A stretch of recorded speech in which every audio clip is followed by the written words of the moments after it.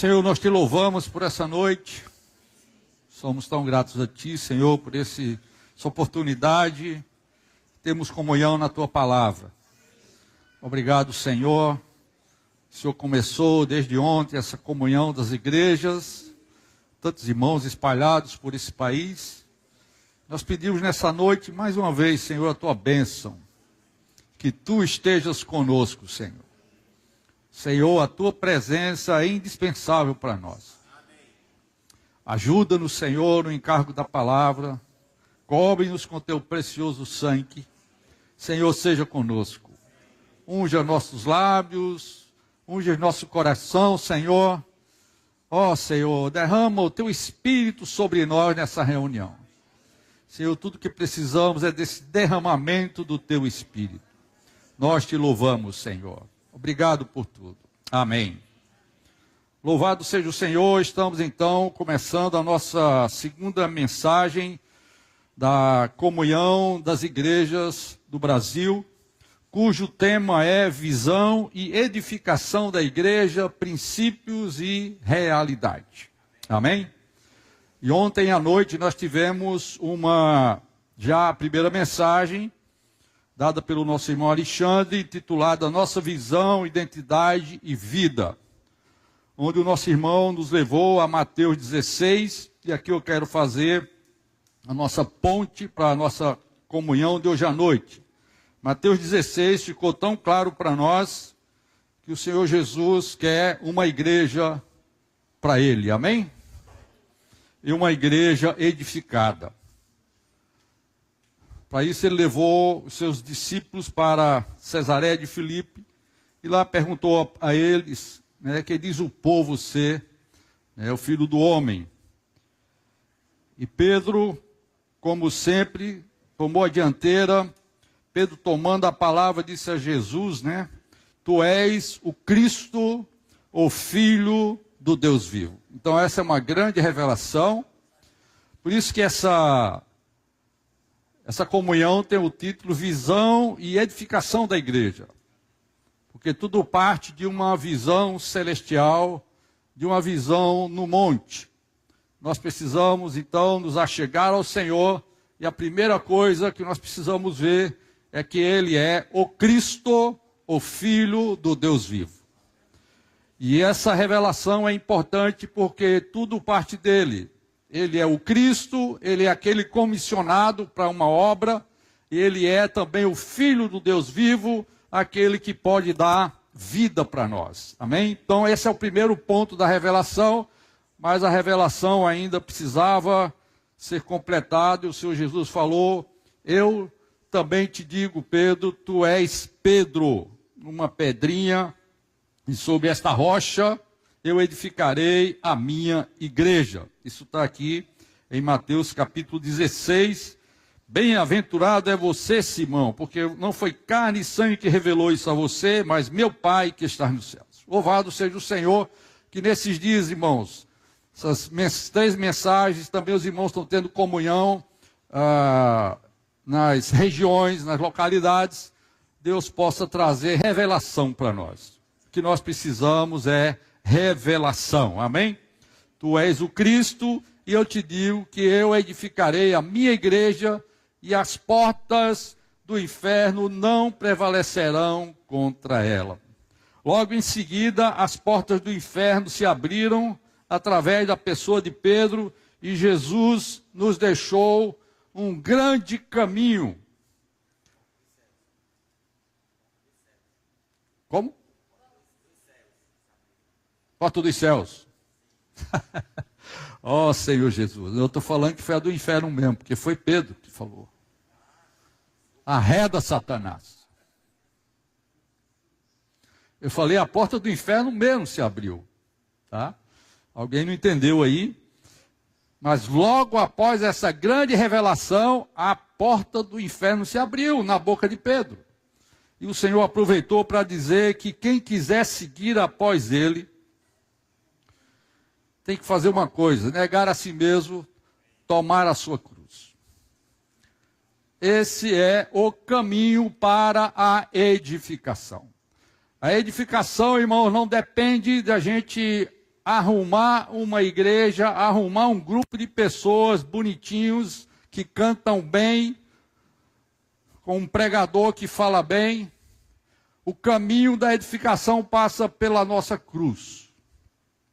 E essa é a grande dificuldade que nós temos hoje para levarmos adiante a obra de Deus. Mas essa obra vai ser consumada. Amém? Eu queria ler para vocês a consumação dessa obra, está em Hebreus capítulo 12.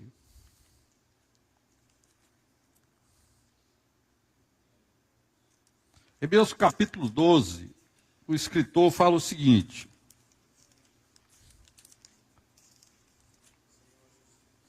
versículo 22. Pelo contrário, vocês... Eu vou ler antes aqui do versículo 18. Ora, vocês não chegaram ao fogo palpável e aceso, à escuridão, às trevas, à tempestade, ao toque da trombeta e ao som de palavras tais, que aqueles que ouviram isso pediram que não lhes falasse, que não lhes fosse dito mais nada, pois já não suportavam o que lhes era ordenado. Até um animal, se tocar o monte, será apedrejado. Na verdade, o espetáculo era tão horrível que Moisés disse: estou apavorado e trêmulo. Pelo contrário, essa aqui é a situação no Monte Sinai. Todos nós sabemos, quando eles saíram do Egito, eles saíram dispersos, era uma multidão. Era uma multidão seguindo Moisés, tá? Cruzaram o Mar Vermelho como uma multidão, mas o que Deus queria mesmo era uma congregação. E Deus quis reunir o seu povo junto ao Monte Sinai para se relacionar com o seu povo. Ali, pela primeira vez, Deus queria uma igreja. Usando a palavra do Novo Testamento, que é assembleia, congregação. Inclusive no Velho Testamento é chamada a tenda da congregação. Deus quis se relacionar com o seu povo, mas o povo preferiu colocar um intermediário entre ele e Deus.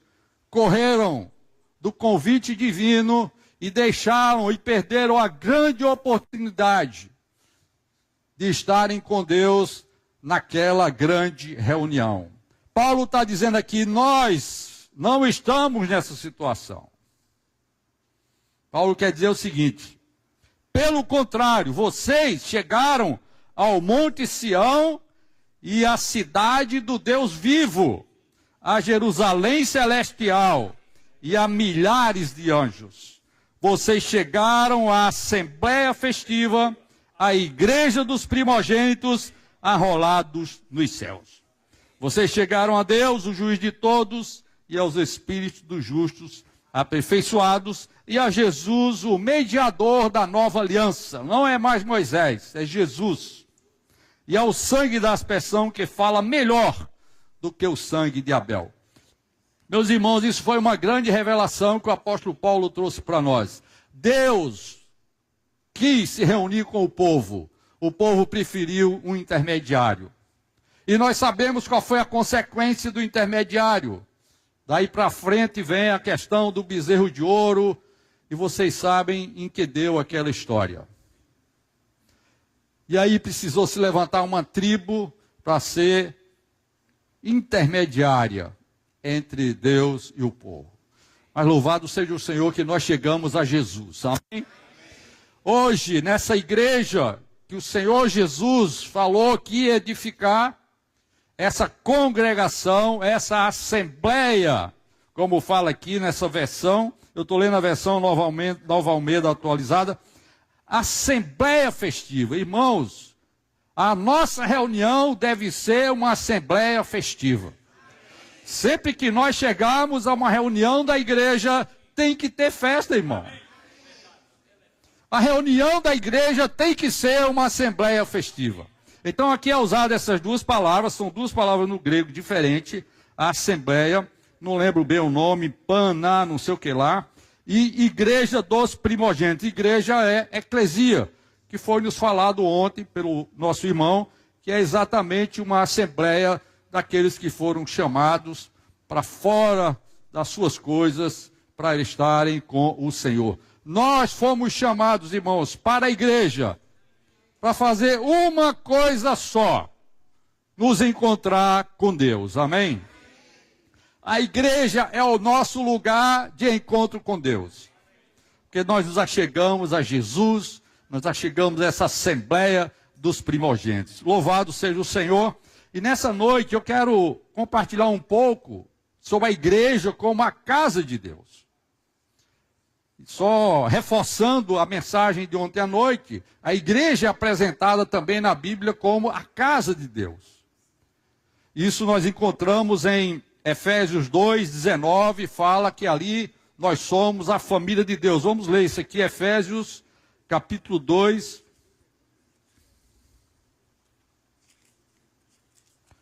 Efésios 2, versículo 19. Assim vocês não são mais estrangeiros e peregrinos, mas concidadãos dos santos e membros da família de Deus. Porque o nosso Cristo é o Filho do Deus vivo, e é o filho mais velho, é o primogênito. E agora todos nós, com ele, até nos tornamos uma igreja de primogênitos. Isso não é maravilhoso? Primogênito por quê? Porque primogênito tem a bênção, primogênito tem, né, a herança do Pai. Então nós até fomos feitos herdeiros. Louvado seja o Senhor. Somos a família de Deus, edificados sobre o fundamento dos apóstolos e profetas, sendo ele mesmo, Cristo Jesus, a pedra angular. O irmão falou ontem, né, que não existe outro fundamento. Nós só temos um fundamento, que é Cristo, tá? E aqui ele é apresentado também como uma pedra angular, que é uma pedra de estabilidade da construção. Nele, todo edifício bem ajustado cresce para ser um santuário dedicado ao Senhor. Nele também vocês estão sendo edificados junto com os outros para serem morada de Deus no Espírito. Louvado seja o Senhor. Então a igreja é importante para nós, irmãos. Não basta a visão de Cristo. Nós precisamos ter a visão da igreja. Mas que visão da igreja? A visão da igreja é que nós estamos numa casa. Nós temos um pai. Nós temos um irmão mais velho. E nessa casa nós estamos sendo educados pelo nosso Pai, instruídos pelo nosso Pai. À medida que a gente vai tomando a cruz, negando a nós mesmos, na vida da igreja, nós estamos sendo transformados em pedras preciosas para a casa de Deus. Então, muito importante essa compreensão de que a igreja é um lugar para Deus morar. E isso é uma coisa orgânica. Isso não é uma questão da gente declarar que é igreja. Isso é uma questão da gente ser igreja. Se você tem o Filho de Deus que é vivo, se eu tenho o Filho de Deus, se 2 ou 3 estão reunidos no nome do Senhor, o Senhor prometeu que estaria no meio deles. Então, irmãos, ali em Hebreus fala de uma Assembleia Universal. Imagine a quantidade de irmãos nessa igreja dos primogênitos arrolados nos céus. Mas é tão importante que no Novo Testamento, se tiver 2 ou 3 reunidos no nome do Senhor, o Senhor está no meio deles. Amém? O Senhor está no meio de 2 ou 3. Ali você já tem uma igreja. Porque a igreja é Deus morando com os homens. A igreja é a habitação de Deus com os homens. Se tiver 2 ou 3 no nome do Senhor, você tem uma habitação para Deus aí. Louvado seja o Senhor. E é ali que nós vamos ser transformados, na casa de Deus. 1 Timóteo 3,14 diz que a igreja do Deus vivo é exatamente a casa de Deus. Muito bem, essa casa de Deus no Velho Testamento era o templo ali em Jerusalém. E a minha mensagem começa aqui. A minha casa será chamada casa de oração. Essa casa que é a igreja. O Senhor Jesus chegou ali, Mateus 21. Vamos abrir, por favor. Mateus 21, quando Jesus chegou no templo naquele dia, ele encontrou o templo uma bagunça. E vale lembrar, irmãos, que esse templo aqui, tanto hoje é a igreja como o nosso corpo. O nosso corpo é o templo do Espírito Santo. Quando Jesus chegar em você, ou chegar na sua igreja, o que ele vai encontrar? Cambistas, comércio, discussão, barulho, feira persa. O que Jesus vai encontrar na igreja? Esse foi o grande problema aqui. Jesus entrou no templo e expulsou todos os que ali vendiam e compravam. Derrubou as mesas dos cambistas e as cadeiras dos que vendiam pombas. O pessoal transformou as coisas religiosas como se fossem coisas sagradas. As pombas eram necessárias para os holocaustos. Então vamos vender pomba aqui, não precisa trazer a pomba de longe. A gente vende aqui mesmo.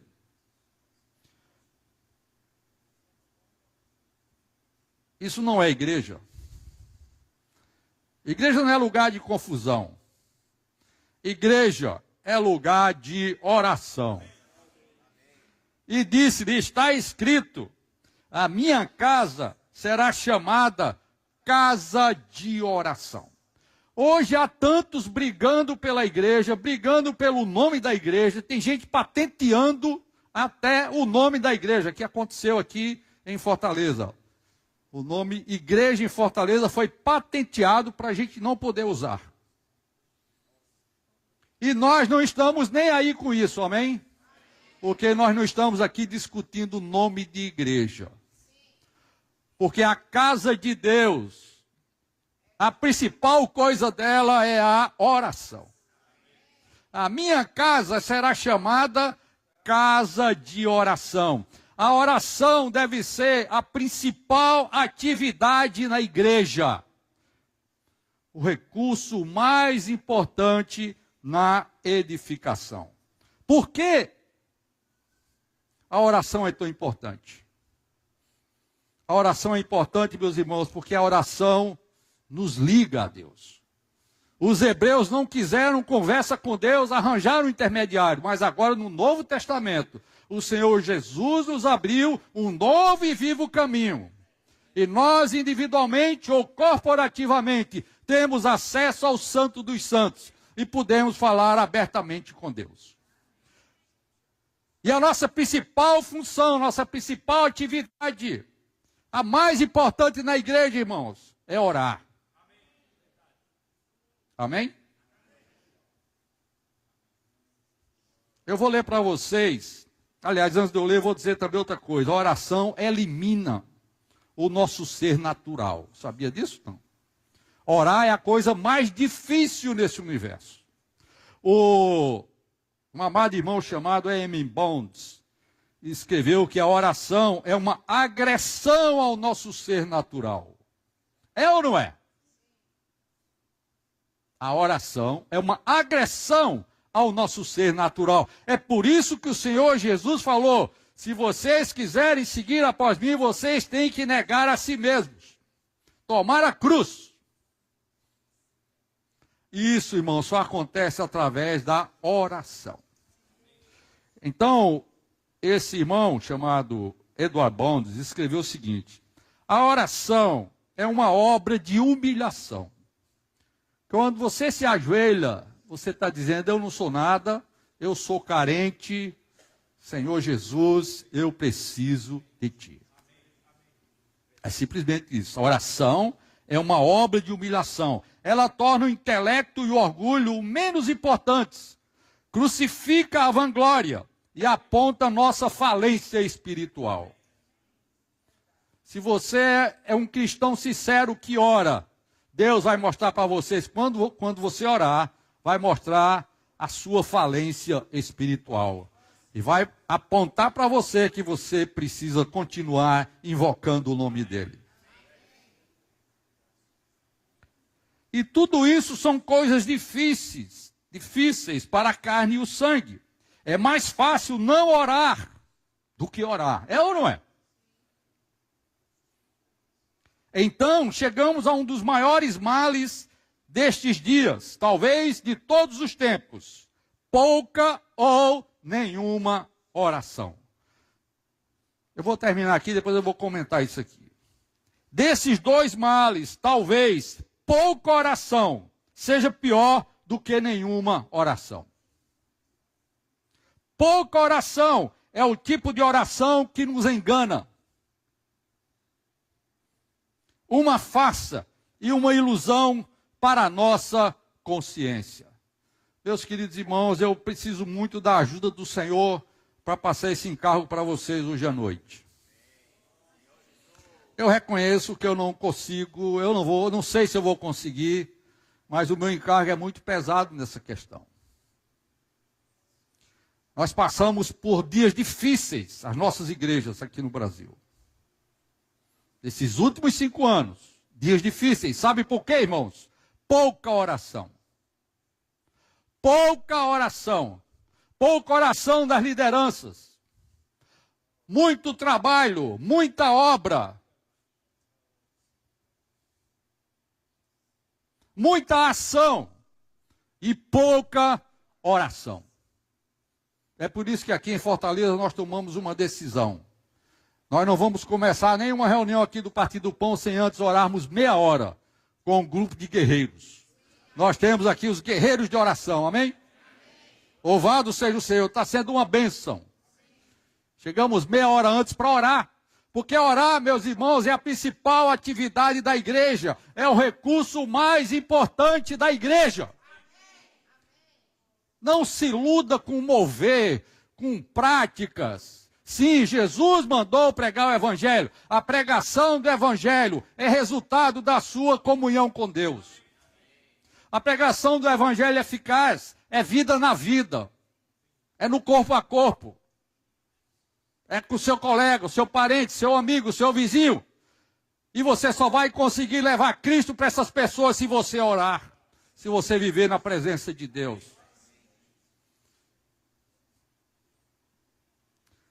Nós precisamos nos arrepender, irmãos. As igrejas precisam se arrepender, os líderes, os presbíteros precisam se arrepender. Tivemos pouca oração no passado. Muitas tarefas, muitas atividades. Muita palavra, muita mensagem e pouca oração. Que o Senhor tenha misericórdia de nós. Nós vamos continuar dessa maneira, irmãos? A pergunta que eu faço para vocês nessa noite é essa. Nós vamos querer continuar uma vida da igreja dessa maneira? Envolvido em discutir conceitos, discutir doutrinas, discutir se isso é assim, se isso é assado, deixando de orar? A minha casa será chamada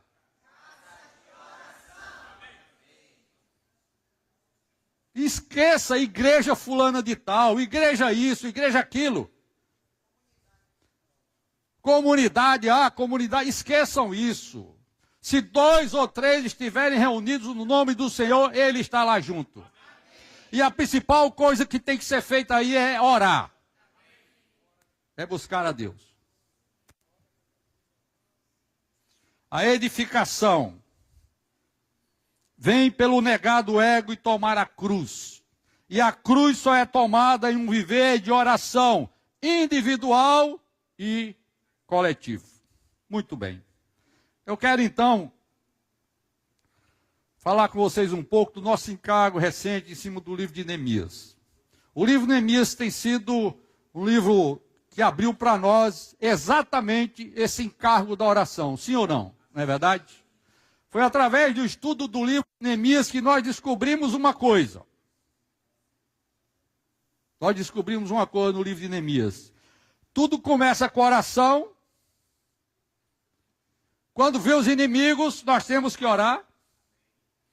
Quando a nação está desarrumada, o culto, o serviço está desarrumado, nós temos que orar. E quando terminar tudo, nós temos que orar. esse livro termina: lembra-te de mim, ó Deus. Esse livro de Neemias nos ensinou bastante. É por isso que nós tomamos uma iniciativa aqui na Igreja de Fortaleza de buscar mais o Senhor em oração. Amém?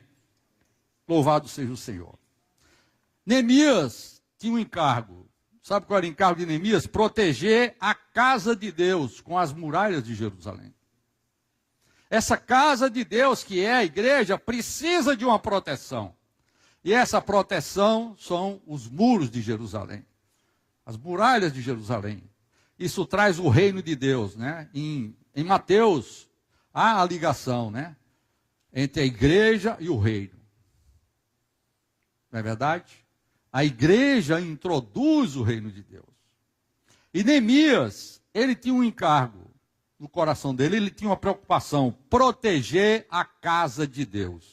Você tem preocupação de proteger a casa de Deus? Ou a sua preocupação é discutir se você está certo, está errado, aqueles ali não estão praticando unidade, aquele ali pratica, esse prega não sei o quê, aquele prega. Qual é a sua preocupação? A nossa preocupação deve ser proteger a casa de Deus. E a casa de Deus é protegida, sabe com o quê? Com as muralhas. As muralhas definem o reino de Deus e a proteção da casa de Deus. E não foi essa oração que Jesus nos ensinou: Pai nosso que estás nos céus, santificado seja o teu nome. Venha a nós teu reino. Você está orando assim? Venha a nós o teu reino. É oração, irmãos. Nós temos orado pela casa de Deus, nós estamos preocupados com a casa de Deus, com o reino de Deus. Nós precisamos orar. As muralhas representam essa esfera do reino, e a reconstrução das muralhas foi possível porque um homem tomou a iniciativa de orar. Você quer ver o reino de Deus chegar nessa terra? Vá orar. Chame a sua vizinha, o seu vizinho, o seu colega, o seu marido e a sua esposa. Agora eu toquei no calo de vocês.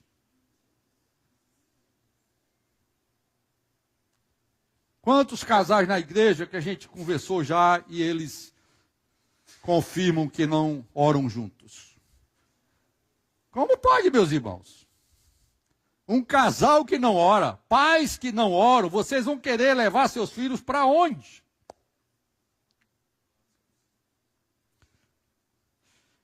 Eu quero mostrar para vocês que a vinda do reino de Deus está diretamente ligada à oração. Apocalipse capítulo 11. Apocalipse capítulo 11. Versículo 15 diz o seguinte: o sétimo anjo tocou a trombeta e houve no céu vozes fortes, dizendo: o reino do mundo se tornou de nosso Senhor e do seu Cristo, e ele reinará para todo o sempre. Essa é a sétima trombeta. Isso aqui define a introdução do reino milenar. Muito bem. Nós queremos o reino de Deus, queremos trazer Deus para essa terra. Claro, foi colocado para nós que para trazer o Senhor de volta, a gente tem que pregar o evangelho do reino. Claro que é, mas eu já disse para vocês que pregar o evangelho é resultado de uma vida de oração. Então, tudo começa com oração. Quando Jesus foi escolher os seus 12 apóstolos, ele orou a noite toda. Era muita responsabilidade. Aqui, meus irmãos, a sétima trombeta só tocou. Sabe por quê? Vou dizer para vocês. Isso está no capítulo 8, versículo 1. Quando o cordeiro quebrou o sétimo selo, houve silêncio no céu durante meia hora. Silêncio no céu, sabe por quê? Porque agora o negócio vai pegar. Agora a era vai mudar. O negócio daqui para frente é sério.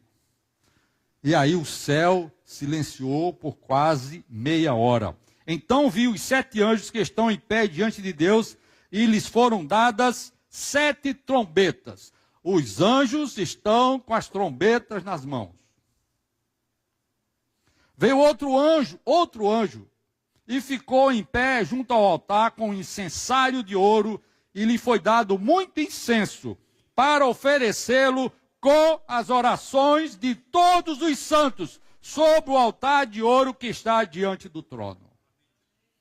Meus irmãos, isso aqui está a chave para a vinda do reino. A vinda do reino. O toque da última trombeta. Primeira, segunda, terceira, última trombeta. Só acontecerá quando a taça se encher das orações dos santos. Vocês estão entendendo agora qual é a principal atividade da igreja? E da mão do anjo subiu a presença de Deus, a fumaça do incenso com as orações dos santos. Então o anjo pegou o incensário, encheu de fogo do altar e o atirou à terra. E houve trovões, vozes, relâmpagos, terremoto. Então os 7 anjos que tinham as 7 trombetas se prepararam para tocar. Os anjos estão esperando a oração dos santos. Foi dito para nós que era o evangelho do reino que determinava a volta do Senhor. Sim, está certo. Mas por trás da pregação do evangelho tem que ter oração. Não vamos transformar a pregação como mera atividade, como uma obrigação, porque os irmãos estão mandando a gente pregar e que Jesus só vai voltar se a gente distribuir isso, aquilo, fizer isso. Não, não. O reino do mundo vai se tornar do nosso Senhor e do seu Cristo na última trombeta, se for oferecido as orações dos santos. Vocês estão entendendo ou não? Vocês estão entendendo que a história da humanidade, a história do homem, está dependendo da minha oração e da sua oração? Não subestime a oração. É por isso que Satanás tem trabalhado no meio dos cristãos para tirar deles o tempo de oração. Vá numa reunião de domingo e vá numa reunião de oração na quarta-feira. Veja a diferença. Não tem 10% de crente.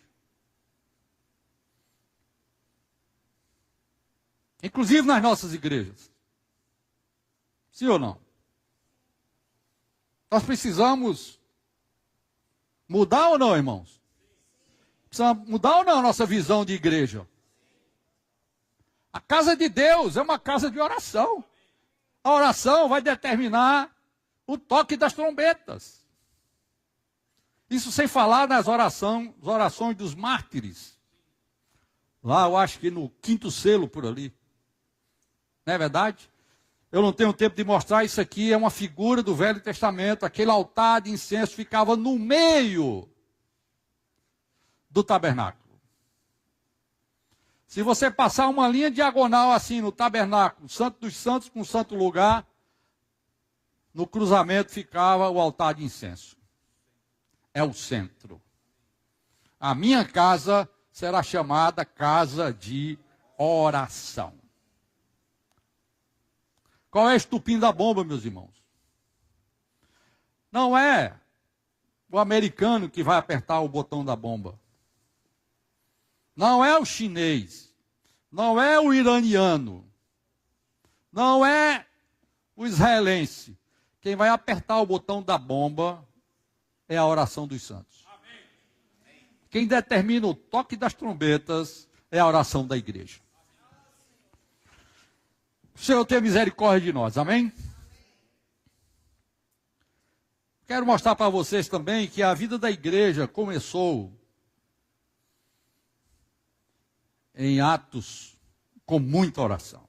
Vocês sabem que Jesus falou com eles 40 dias e mais 10 dias para o Pentecostes eles ficaram o quê? Orando. Isso aqui eu faço questão de ler para vocês. Atos.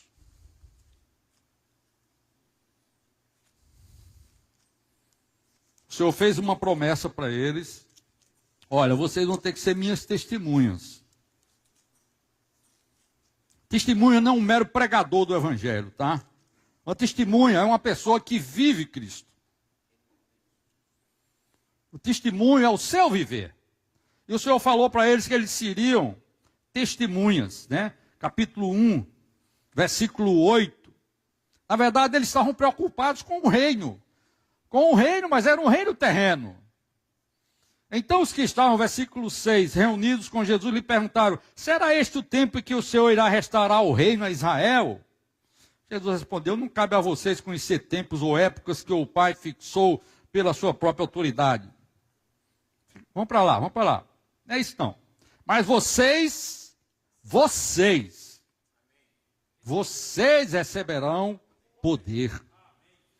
Vocês, os frouxos que estavam enjaulados naquela casa, naquele dia da ressurreição, vocês mesmos é que vão trazer o reino de Deus para essa terra. Em outras palavras, vocês vão receber poder ao descer sobre vocês, o quê? O Espírito Santo. E serão minhas testemunhas, tanto em Jerusalém como em toda a Judéia e Samaria e até aos confins da terra. Depois disso, Jesus foi elevado aos céus. O que é que eles fizeram? Então, no versículo 12, os apóstolos voltaram do Monte das Oliveiras para Jerusalém. A distância até a cidade é de cerca de 1 quilômetro. Quando entraram na cidade, subiram para onde? Não foram cuidar das suas coisas, eles foram orar. Subiram para o cenáculo, onde se reuniam ali os apóstolos todos. E o versículo 14, todos estes perseveravam unânimes em oração. O início da vida da igreja em Jerusalém começa com oração. A escolha de Matias, no versículo 24, diz assim: e orando disseram. A escolha do Matias para substituir o Judas foi debaixo de oração. Capítulo 2, versículo 4 diz: todos ficaram cheios do Espírito Santo naquele dia, no Pentecoste. 50 dias depois, o Espírito Santo desceu sobre eles. E eles ficaram o quê? Cheios do Espírito Santo e começaram a falar em outras línguas, que aqui não é língua estranha, é língua, idioma, tá certo? Segundo o Espírito lhes concedia que falassem. Vocês estão entendendo que eles oraram primeiro e depois falaram? Eles oraram, o Espírito Santo desceu e depois eles falaram. Inclusive falaram a língua dos partos, medas, grego, um monte de língua que tinha naquela época ali. 18 nações, porque eles estavam, irmãos, orando. A coisa mais importante na igreja é orar, meus irmãos. Mas tem mais coisa. Capítulo 2, versículo 41, diz o seguinte: então os que aceitaram a palavra de Pedro foram batizados. Vocês lembram que teve uma pregação de Pedro, aí, aqui era outro Pedro. Depois de oração e de derramamento do Espírito Santo, esse Pedro era outra pessoa. Você quer ser outra pessoa? Vá orar, meu irmão. Vá orar. Sabe quantos se converteram naquele dia? 3.000. A oração segue a multiplicação. Nós não precisamos fazer muita força para multiplicar, mas as nossas igrejas pararam de multiplicar, sim ou não? Há mais de 15 anos atrás, nossas igrejas, muitas se acabaram, muitas diminuíram, raríssimas multiplicaram. Sabe por quê, irmãos? Porque nós não demos ênfase à oração. Tudo começa com oração. O recurso principal da igreja é oração. A casa do meu pai será chamada casa de oração. Nós precisamos ouvir esse recado de Jesus. Amém? Então, Pedro pregou, 3.000 se converteram, e agora? O que fazer? Agora vamos ter a vida da igreja. E perseveravam na doutrina dos apóstolos, na comunhão, no partir do pão e nas orações. Então aqui você tem os 4 pilares da vida da igreja. O ensinamento dos apóstolos. O que é o ensinamento dos apóstolos? Os apóstolos só ensinavam uma coisa: Jesus é o Cristo, o Filho de Deus, que morreu na cruz, ressuscitou e veio nos salvar. Naquela época não tinha o Novo Testamento, irmãos. Naquela época tinha o Velho Testamento, mas a pregação de Pedro aqui, depois faça isso, dever de casa. Leia essa mensagem de Pedro. O que foi que Pedro ensinou nessa mensagem? Jesus, o Filho de Deus, que morreu na cruz e ressuscitou. E agora derramou isso que vocês estão vendo aí. E sabe o que é? O Espírito Santo que foi derramado. Esse é o ensinamento dos apóstolos. Mas nós enfeitamos tanto, né? Inventamos tanta coisa como o ensinamento dos apóstolos, não é verdade, no passado? Até que eram os ensinamentos atuais, dos apóstolos atuais, isso tem nada a ver com o que está escrito na Bíblia. O ensinamento dos apóstolos é simplesmente Cristo e a sua obra de redenção.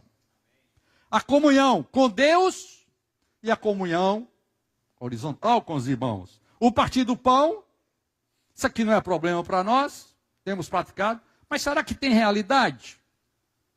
Essa é outra questão. E nas orações. É tudo o que nós precisamos na igreja. Pregar Cristo, seguir o ensinamento dos apóstolos, que é Cristo como fundamento da igreja. Ter comunhão com Deus e com os irmãos. Por isso que nós precisamos da igreja. Nós não podemos ser pessoas individualistas, crentes de sofá, crente de comer pipoca em cima da cama ouvindo mensagem no YouTube. Isso não é igreja. Isso não é igreja. Igreja é relacionamento. Igreja, edificação é relacionamento. Seja 2 ou 3 que estão juntos num pequeno grupo, vocês serão edificados naquele pequeno grupo, é ali. Não se preocupe com os irmãos do Japão, da China, seja lá de onde for. Não se preocupe, você precisa ser edificado com aquele que está junto de você. Começando pela sua esposa, pelo seu marido e os seus filhos. Não é verdade, irmãos? Edificação é relacionamento. E relacionamento exige proximidade. Por isso não vamos ficar discutindo igreja. Igreja é um ajuntamento de pessoas. E nesse caso aqui, um ajuntamento de filhos de Deus. Que juntos, nos seus relacionamentos, vão edificar a casa de Deus. Você não pode edificar a igreja com os irmãos de São Paulo. Você tem que edificar a igreja com os irmãos do seu grupo familiar, do seu pequeno grupo. Não é verdade? Até mesmo aqui em Fortaleza, somos tão espalhados, uma cidade tão grande. Como nós vamos nos relacionar? Tem irmão aqui que eu não conheço, não sei o nome. Ah, meu irmão, mas você, que pastor é você? Eu não sou pastor de nada. Você tem que ser pastor do outro. Não espere a minha visita. Eu não sou super-homem. Eu não sou super-pastor. O Edson não é. O Gleiton não é. O pastor é você. A ovelha é o outro. O outro vira pastor e você vira ovelha. E vocês se relacionam, edificam o corpo de Cristo para a habitação de Deus aonde? No Espírito, meus irmãos. Isso é igreja. Amém? João foi preso, João e Pedro foram presos pelo Sinédrio. Capítulo 4, versículo 24. O que é que diz aqui? Ouvindo isto, unânimes levantaram a voz e disseram: Tu, soberano Senhor. Versículo 23. Uma vez soltos, Pedro e João procuraram os irmãos e lhes contaram tudo que os principais sacerdotes e os anciãos lhes tinham falado. Ouvindo isto, unânimes levantaram a voz e disseram, e começaram a orar. E aqui é uma oração grande, viu? Tal. E no versículo 31, tendo eles orado, o que é que aconteceu? Tremeu o lugar onde estavam reunidos. Todos ficaram de novo cheios do Espírito Santo e com ousadia anunciavam a palavra de Deus. Então, primeiro você precisa orar e ficar cheio do Espírito Santo, irmãos. Isso está muito claro na Bíblia. E o resultado disso é anunciar a palavra de Deus. Amém? Deixa eu abrir de novo isso aqui. Vamos para frente. Pedro também, capítulo 6, teve o problema das mesas. E os apóstolos estavam envolvidos, Pedro e os demais envolvidos com as mesas, com o serviço. Falou, não, nós não podemos fazer isso. Vamos escolher aqui 6 homens, 7 homens, e nós vamos nos dedicar à oração e ao ministério da palavra. Meus queridos irmãos líderes, vocês têm tomado essa posição de se dedicar à oração e ao ministério da palavra? Presbíteros das igrejas, o que vocês estão dando de comer para os irmãos? Fica aprontando mensagem com estudo vida, com estudo disso, estudo daquilo? Eu não sou contra ler os livros, eu leio livro, e muitos. Mas, meus irmãos, sem oração não dá. Sem oração tudo isso é palha. O princípio é que, aqui é, para aqueles que ministram a palavra, nos entregaremos à oração e ao ministério da palavra. Pedro foi preso por Herodes, e havia o que? Capítulo 12, oração incessante da igreja. Tudo que essa igreja fazia era com oração. A igreja de Antioquia havia que? Profetas e mestres tal que estavam jejuando, adorando e orando. Paulo foi enviado para fazer a maior obra missionária de todos os tempos. Com as condições que ele tinha naquela época. Porque essas pessoas estavam orando. E teve uma hora que ele quis ir para um lado, quis ir para outro, o Espírito não permitiu, teve que vir uma visão e dizer, passa para Macedônia.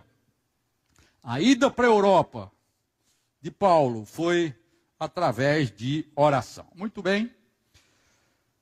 A igreja de Filipos também começou aonde? Na beira do rio, num lugar de oração. Vocês estão entendendo, irmãos, que a principal coisa na vida da igreja no início era oração, seja em Jerusalém, seja em Antioquia, seja em Filipos, o que os irmãos faziam primeiro era orar. Muito bem. E nós hoje, o que vamos fazer? Eu vou terminando minha mensagem, estou entrando agora na reta final, quero dizer para vocês o seguinte. Nós estamos aqui, nesse tempo, de 2 Timóteo 3:1, onde Paulo falou para Timóteo, nos últimos dias sobrevirão tempos difíceis. É por isso que essa mensagem é tão importante para nós. Por quê, meus irmãos? Nós temos uma guerra na Ucrânia, nós temos Israel sendo afrontado pelo Irã, ninguém sabe se tem bomba atômica, se não tem. Israel dizem que tem, o Irã diz que tem também, a Rússia está de olho, a China, e aí? Vocês estão acordados para ver isso ou vocês estão entorpecidos? Os sinais da volta do Senhor são claros, irmãos. São claros. O mundo não tem líderes. Alguém vai surgir para mandar nessa confusão toda. Iniquidade, ideologias. Chegando nas nossas escolas, nas nossas crianças, nos nossos filhos. Ideologia de gênero. Relativização de todas as coisas. A Bíblia precisa ser atualizada. O seu filho vai ouvir isso na escola, quem sabe num seminário cristão. A Bíblia precisa ser atualizada numa escola cristã. E você vai dizer o que para o seu filho? Você precisa de orar, meu irmão. Nós vivemos a era do ego. Cada um só pensa em si mesmo. Ainda mais, irmãos, Faraó aumentou o trabalho. Faraó tirou a palha. E você agora não tem mais tempo para nada. O seu tempo de oração já era. Tá? E o Senhor Jesus falou em Lucas 21, que se aquele dia você for pego com o coração sobrecarregado, você vai se dar mal. E para você ser achado em pé, na presença do Filho do Homem, você precisa vigiar orando. Está claro isso aí? Esse é o dia de hoje. Uma igreja desolada, apostasia, heresias, ensinamentos esquisitos, nós estamos sabendo, né? Estamos conhecendo como isso funciona. Comércio dentro da igreja, amor esfriando, entorpecimento, divórcio doméstico. Já ouviu falar nisso, não? Eu ouvi um pastor falar essa semana, eu achei interessantíssimo. O maior problema hoje, você está na igreja servindo, bonitinho e tal, mas em casa está divorciado da sua mulher. Vocês não oram juntos, vocês não leem a Bíblia junto, o tempo que tem é estar no celular, ou no computador e assim por diante. Isso chama-se divórcio doméstico. Você está nessa situação? Quem sabe alguns presbíteros, alguns líderes nas igrejas estejam nessa situação. Que tempo é esse, meus irmãos? Esse é o tempo do fim. E nós queremos isso para encontrar o Senhor dessa maneira? Mesmo nós, na vida da igreja, enfrentamos tantos problemas. Nós não temos nenhuma razão para nos olharmos de nada, sabia disso? Nós, na vida da igreja, não temos razão nenhuma para nos orgulharmos de nada. Olha a nossa história nos últimos 10 anos. É uma triste história. Mais uma vez eu digo, faltou oração. Muita obra, muita tarefa, muito encargo, muito mover. E faltou oração. Mas tem uma esperança para nós, amém? Eu quero ler para vocês Joel. Vou terminar agora. Joel, capítulo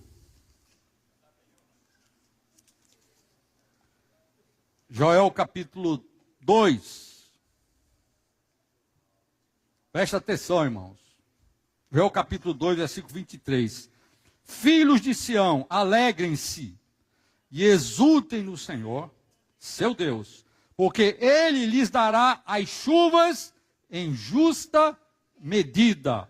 Fará descer, como no passado, as primeiras e as últimas chuvas. Alguma tradução fala a chuva temporã e a chuva serôdia. A chuva temporã, ali na Palestina, esse regime de chuvas é bem certinho, bem fixo. Havia a semeadura e assim que eles semeavam, vinha a chuva do outono. Eram as primeiras chuvas, a chuva temporã. E aí germinava, tudo germinava porque a chuva veio. O grão de trigo caiu na terra, morreu, produziu muitos grãos. Vocês estão entendendo? A lavoura. Mas aí precisa amadurecer. Para amadurecer, na primavera vinha a chuva temporã, que acelerava o amadurecimento, e aí os filhos de Israel podiam fazer a sua colheita. O que é que isso tem a ver conosco? Alguns estudiosos da Bíblia acham que, ou ensinam, que essa chuva é o derramamento do Espírito Santo.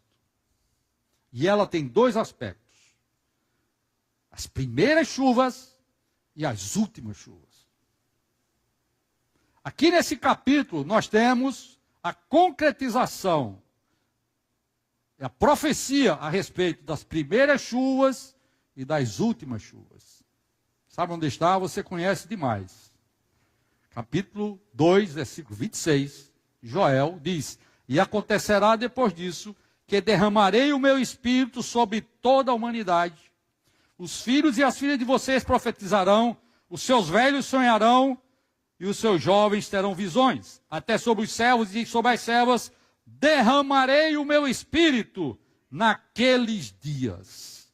Essas foram as primeiras chuvas. Que dia aconteceu isso? Eu já li para vocês hoje, foi no dia de Pentecostes. Amém?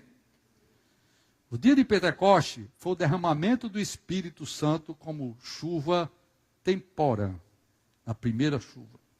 Agora vejam o versículo 30. Mostrarei prodígios no céu e na terra, sangue, fogo e colunas de fumaça. O sol se transformará em trevas e a lua em sangue, antes que venha o grande e terrível dia do Senhor. E acontecerá que todo aquele que invocar o nome do Senhor será salvo. Porque no Monte Sião e em Jerusalém estarão os que forem salvos, como o Senhor prometeu. E entre os sobreviventes, aqueles que o Senhor chamar. Antes da vinda do Senhor, meus irmãos, o Espírito Santo vai ser derramado outra vez. Você acredita nisso ou não? Você está satisfeito com a sua vida? Mas o Senhor está para voltar. Os trombeteiros estão lá, os anjos trombeteiros já estão prontos, com as 7 trombetas na mão. O que está faltando, meus irmãos? A oração dos santos, para que seja derramada as últimas chuvas. Está dependendo de mim, está dependendo de você. Voltando ao capítulo 2 de Joel, versículo 12 diz assim: ainda assim, agora mesmo, diz o Senhor, convertam-se a mim de todo o coração, com jejuns, com choro e com pranto. Rasguem o coração e não as roupas. Convertam-se ao Senhor, seu Deus, porque Ele é bondoso e compassivo, tardio em irar-se e grande em misericórdia. Mas os anjos vão tocar as trombetas, não se preocupe. E muda de ideia quanto ao mal que havia anunciado. Quem sabe se ele não se voltará e mudará de ideia, e ao passar deixe uma bênção, para que vocês possam trazer ofertas de cereais e libações ao Senhor, seu Deus?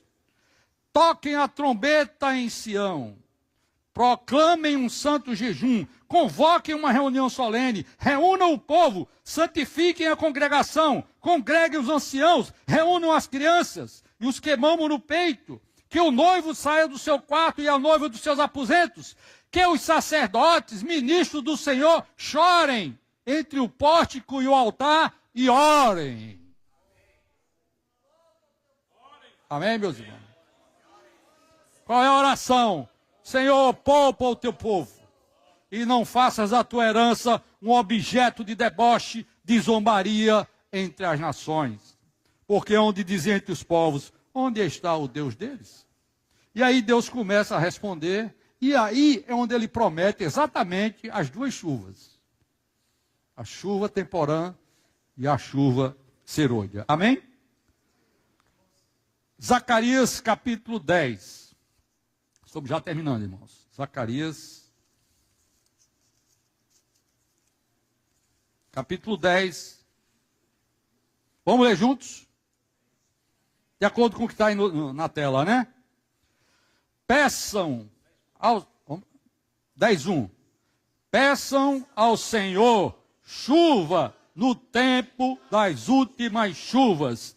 Peçam ao Senhor que faz as nuvens de chuva, e Ele lhes dará chuva abundante, e a cada um a vegetação do campo. Peçam ao Senhor. Peçam ao Senhor, irmãos. Esse é o nosso encargo nessa noite. Peçam ao Senhor. Peçam chuva ao Senhor. Peçam um derramamento do Espírito Santo sobre nós. Que o Senhor tenha misericórdia da sua herança, da sua igreja. Estamos tão humilhados, irmãos. Que tragédia aconteceu conosco, não é verdade? Mesmo em nosso meio. Que tragédia, irmãos. Fora tantas outras tragédias aí afora. O que é que nós precisamos fazer, irmãos? Peçam ao Senhor. Peçam ao Senhor o derramamento do Espírito Santo. Nós precisamos, a igreja precisa de um derramamento urgente do Espírito Santo. Isso não virá a uma instituição religiosa, a nenhuma organização cristã qualquer e nem de algum grupo especial. Essa chuva precisa vir para mim e para você.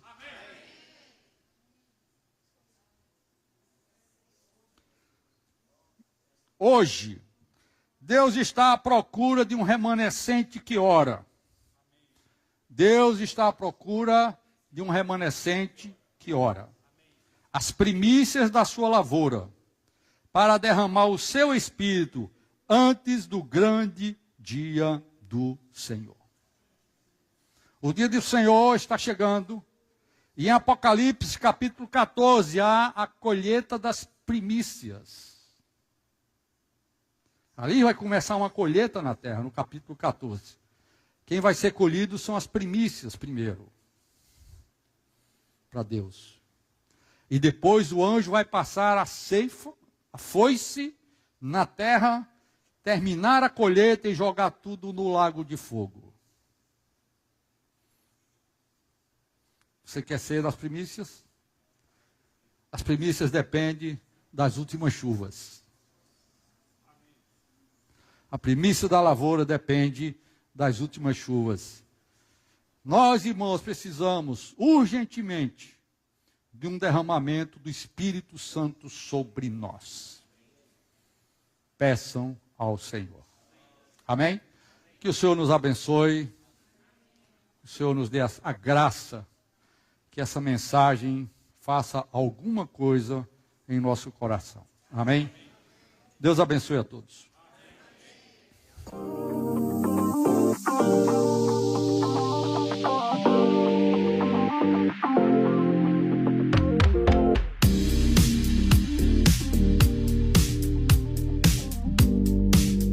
O que toca o seu coração, toca na Atos FM.